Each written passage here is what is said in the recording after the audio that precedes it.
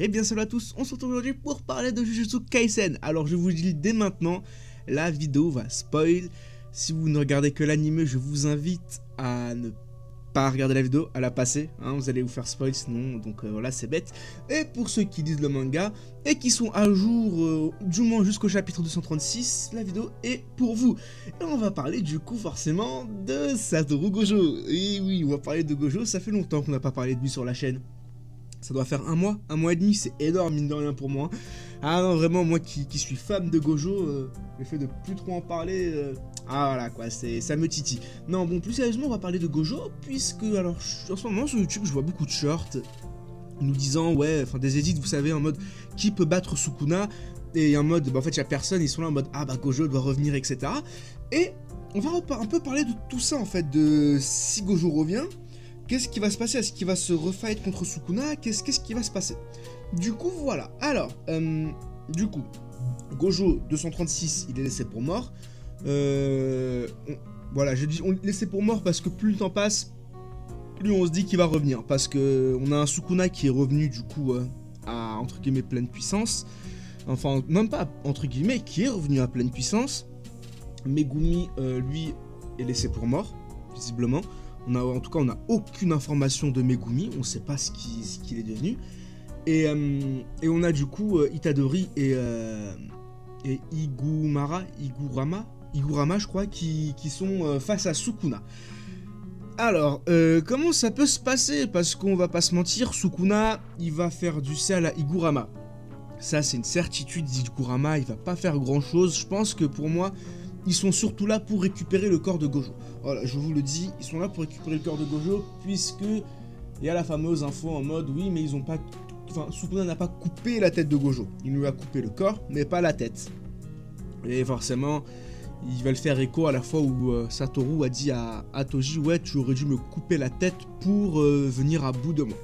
Donc forcément ça fait débat, les gens sont là en mode ah mais du coup il est pas mort, patati patata, d'autres sont là en mode mais si il est mort, et puis le petit sourire à la fin, vous savez, voilà, c'est vrai que c'est complexe, mais moi j'ai envie de vous parler d'un truc, c'est que dans le chapitre 236,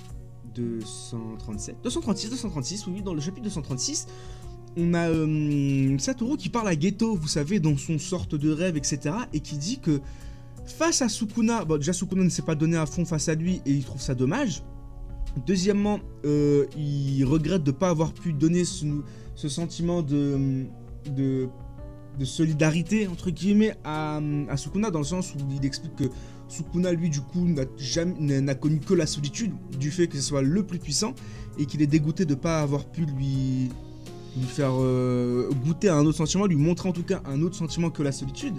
Donc en gros, il dit par là qu'en fait, qu'il est moins fort excusez-moi, qu'il est moins fort que Sukuna, tout simplement, voilà. Je sais pas pourquoi j'ai perdu mes mots, mais du coup, ouais, voilà, c'est qu'il est dégoûté pour ça, et surtout, il dit que même si il était en forme basique, donc sans les 10 ombres, etc., pas sûr qu'il puisse gagner. Pas sûr qu'il aurait gagné en tout cas. Donc voilà, ça a fait beaucoup de débats. Ils étaient tous là en mode ah mais comment ça se fait que Gojo, l'exorciste le plus fort entre guillemets, enfin l'ancien exorciste le plus fort, il dit ça, etc. Et je pense que Gege il a pas dit ça pour rien. Je vais pas vous mentir, je pense que on va avoir un moment où Gojo il va revenir. Il va revenir et je pense que Gojo va revenir et il va sauver Itadori à un moment donné. Parce que on va pas se mentir, maintenant Sukuna il peut découper n'importe quoi. Ok, il a sa forme finale, ok, il a son corps en version millénaire, etc. Mais il a toujours la technique de Makora pour couper l'infini, pour couper l'existence même. C'est ce qu'il a fait d'ailleurs face à Kashimo. Donc, même si Satoru utilise l'infini, etc., ça ne sert strictement à rien. Parce que, bah, il est plus immunisé en fait face à Sukuna. Maintenant Sukuna peut le toucher et ça c'est problématique. Donc on va pas avoir un second round, je pense, Sukuna versus Gojo, mais par contre on va avoir, je pense, une discussion entre les deux, en tout cas une discussion avec Itadori. Je pense que Gojo va intervenir et va sauver Itadori et va lui donner des petits conseils en mode ouais il faut que tu fasses ci, ouais il faut que tu fasses ça. je sais pas moi par exemple à faire attention à cette attaque de Sukuna, même si vous... En fait non même pas, parce qu'au final Itadori a vu le combat, mais je pense que quand même Gojo va venir, il va donner des conseils à Itadori pour vaincre Sukuna. Et surtout au-delà de ça, je pense que la clé pour vaincre Sukuna, c'est Gojo. Alors je m'explique. Itadori va vaincre Sukuna, mais celui qui va lui permettre de vaincre Sukuna, ça va être Gojo. Parce qu'en fait, Gojo, lui, il sait très bien que Itadori va développer les techniques de Sukuna. Itadori, lui, ne le sait pas encore. Il n'en a pas encore pris conscience, mais Gojo, lui, il le sait. Il l'a dit lors de l'épisode 3 ou 4 de Jujutsu Kaisen. Il lui a expliqué, vous savez, comment fonctionnaient les sorts innés, etc., etc. Et il lui a dit qu'en gros, lui, Itadori n'avait pas de sort inné. Par contre, il était en train de se dire dans sa tête que Itadori, lui, va s'adapter au sort de Sukuna, donc en fait, il va devenir extrêmement puissant. Et ça, c'est pas à négliger. Pour moi, c'est Gojo qui va faire prendre conscience de ça à Itadori. Ce qui va permettre à Itadori, justement, de pouvoir utiliser des techniques de Sukuna. Et notamment une technique, la fameuse technique ouverture. Et oui, puisque, en plus, il y a une page cover. De toute façon, ça, j'en ferai une vidéo. Il y a une page cover où on voit Itadori avec des points en feu. Vous savez, hein, des flammes bleues. Beaucoup pensaient que c'était de l'énergie occulte, mais on voit très bien que ce n'est pas de l'énergie occulte et que c'est des flammes. Et via l'animé, récemment, on a tous vu que c'est vrai que Sukuna, il utilise les flammes. Et surtout, il y a un petit mystère autour de ça, puisque Sukuna ne dit pas la technique qu'il utilise pour ouvrir, enfin, il dit ouverture, mais avant de dire ouverture, il dit quelque chose, il prononce quelque chose, et ça, que ce soit dans le manga ou dans l'anime, on ne sait pas ce qu'il dit. C'est muté. À ce moment-là, il n'y a plus de son, ou dans le manga, il y a une case noire, vous voyez. Donc, il y a de l'écriture en mode un cube noir, quoi, pour filtrer, pour flouter, pour censurer, entre guillemets, ce que dit Sukuna. Et ça, je pense qu'Itadori, lui, va comprendre la chose. Parce qu'encore une fois, Sukuna l'a utilisé via le corps d'Itadori. Donc, normalement, Itadori, ça, il va le faire même inconsciemment, vous voyez. Mais encore une fois, pour qu'il fasse ça, Satoru va devoir intervenir. Ensuite, qu'est-ce qu'il va faire Satoru? Je suis désolé, mais pour moi, Satoru, il va se téléporter face à Kenjaku, tout simplement. Et il va venir aider Yuta, entre guillemets. Peut-être que Yuta va avoir beaucoup de difficultés face à Kenjaku. Un petit combo Yuta-Maki. Et du coup, il va venir et il va lui dire, bah écoute, va aider Itadori face à Sukuna, il aura grandement besoin de ton aide. Et laisse-moi gérer Kenjaku, parce que, je suis désolé, mais celui qui doit terminer Kenjaku, pour moi, c'est Satoru. Il l'a dit, il a tué Geto une fois. Au final, Kenjaku a pris possession du corps de Geto. Il faut qu'il le tue une seconde fois. Il faut qu'il tue littéralement Geto une bonne fois pour toutes, en tout cas son enveloppe corporelle, pour que Geto repose en paix. Et oui, parce que là, au final, Geto ne pourra jamais reposer en paix si son corps est encore utilisé. Qui plus est, il n'est même pas utilisé par lui-même, il est utilisé par une entité autre que Geto. Donc c'est complètement con. Donc Satoru va revenir et il va tuer une seconde fois Geto et il va le faire une bonne fois pour toutes. Autre chose, il va avoir un rôle important parce que... Enfin, un autre rôle important, je pense que... Alors, je pense pas qu'il va sauver Megumi. Ça, c'est une certitude pour moi, c'est pas lui qui sauvera Megumi. C'est Nobara qui sauvera Megumi, mais... il va devoir dire à Megumi qu'il a tué Toji. Que c'est lui qui a tué son père, en fait. Que c'est lui qui a tué Toji Fushipuro. Et parce que ça, Megumi n'est pas encore au courant. Bon, beaucoup vont me dire, oui, mais il a dit que Irei va s'en occuper, etc. Oui, Irei peut le dire, etc. Elle est au courant de cette information. Gojo l'a prévenu, il lui a dit, si jamais il meurt ou un truc comme ça, bah, c'est elle qui s'en occupera de lui avouer ça. Mais il faut que ça soit quand même Gojo qui... J'ai fait un mix entre Toji et Geto et Gojo, bref. Mais oui, ça doit être Gojo, ça doit être Satoru qui doit l'annoncer à Megumi pour moi. Et oui, sinon ça n'aurait aucun sens. Donc voilà, maintenant encore une fois, attention, quand je dis qu'il va revenir, il va pas revenir, enfin...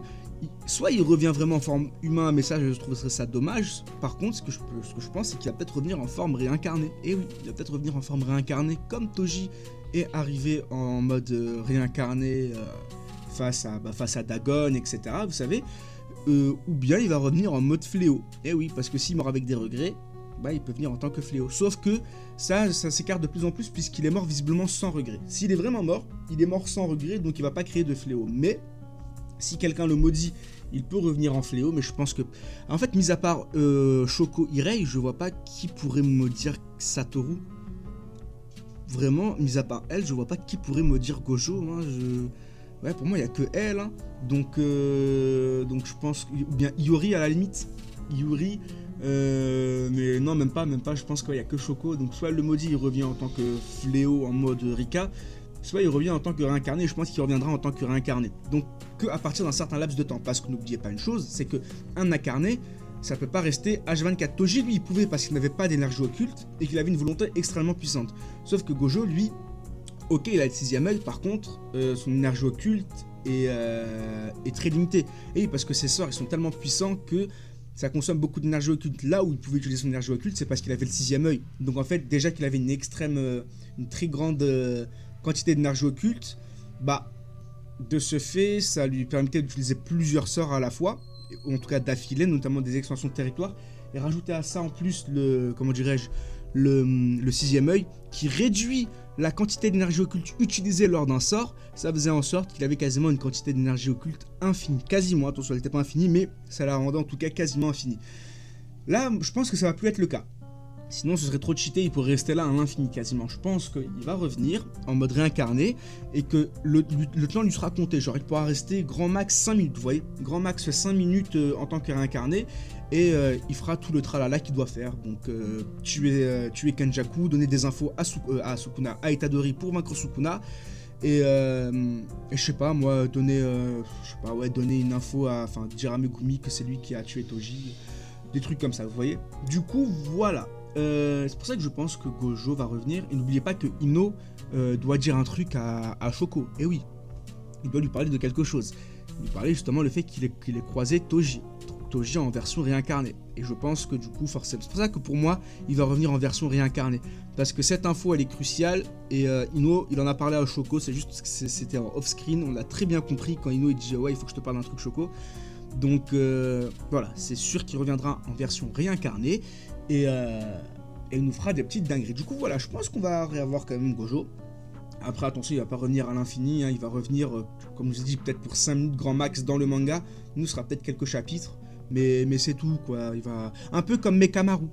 Mekamaru est mort. Par contre, il était toujours là lors de l'incident de Shibuya pour donner quelques infos. Bah là, je pense que c'est exactement la même chose pour Gojo. Du coup, voilà. Ouais, je sais, je vous saoule à parler à chaque fois de Gojo et de vous dire qu'il va revenir, mais j'y tiens vraiment, Gojo, je kiffe ce perso.